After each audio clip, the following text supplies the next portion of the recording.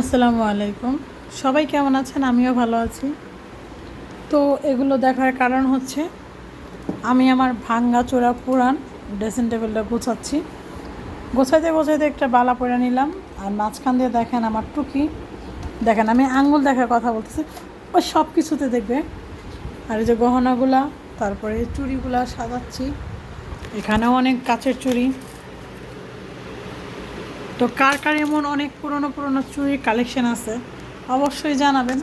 আর কার কারে যে এরকম বান্দর আছে কতগুলা, দেখছেন?